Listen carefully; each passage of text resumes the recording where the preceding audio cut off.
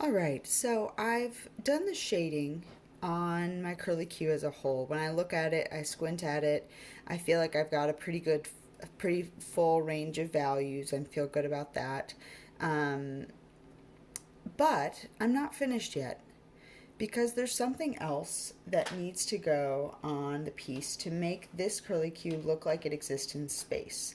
And that is called the cast shadow, or the shadow underneath your object that shows that it's sitting on something.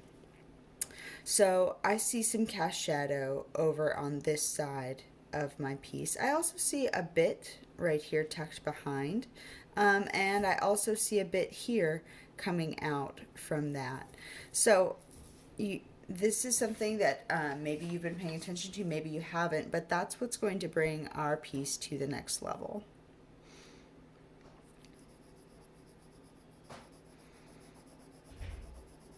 So I have this strong transition to darkness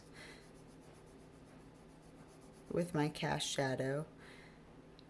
Comes most of the way up my curly Q and then extends outward.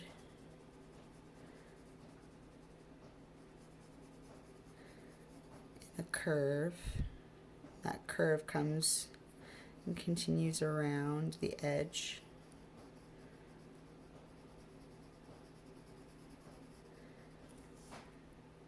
Notice I have this piece of paper under my hand. I don't want to rest my hand on my drawing, so I just have a spare piece of paper that I'm using to protect my drawing as I sketch. Now I've made that edge pretty strong. I want to soften it a smidge, a little bit softer rather than a firm line. Maybe your shadow is a firm line though. Depending on the direction of the light, the type of light, you might have a really, really crisp cast shadow. Mine's just not. Mine's pretty soft. I want to go nice and dark. I'm using one of my upper B pencils. Whatever the biggest, highest B you have would be good for this one.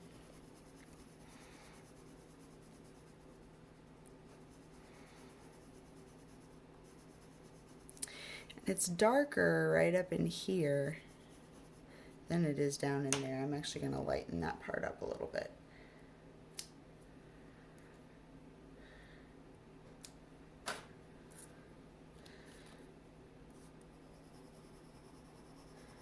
Come back in, smooth it a smidge.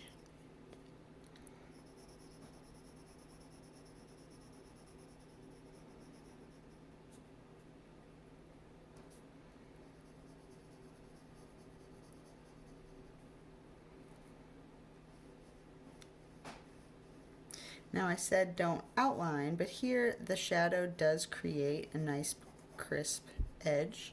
So, pay attention to what you're seeing.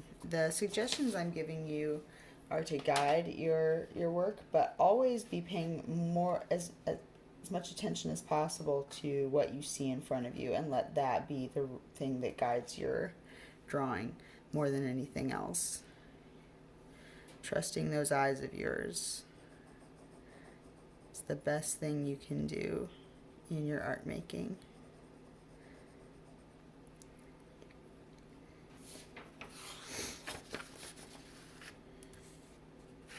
And I'm noticing that in this part, the bottom of the curly Q itself is darker and the shadow is a little bit lighter.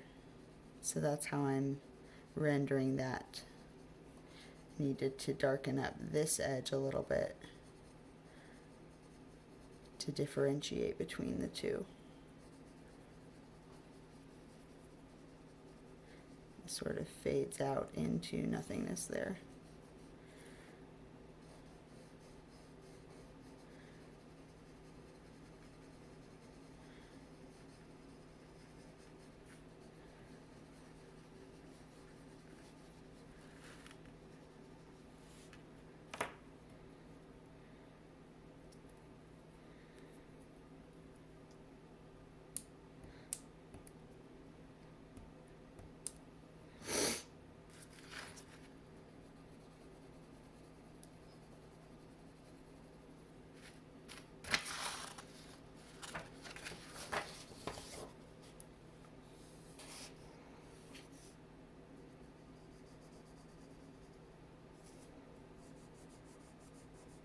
points of a shadow right underneath this. Turns into this little triangle of a shadow.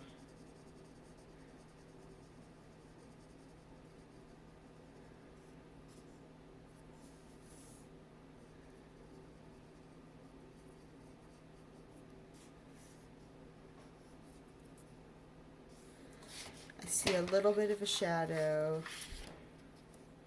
This continues on just a little bit.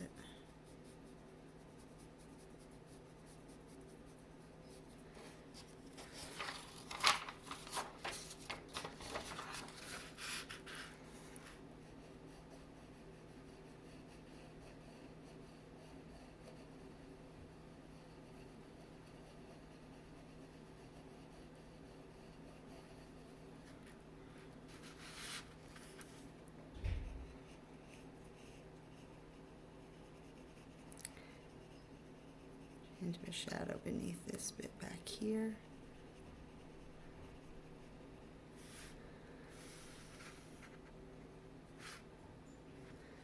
Okay. Happy drawing.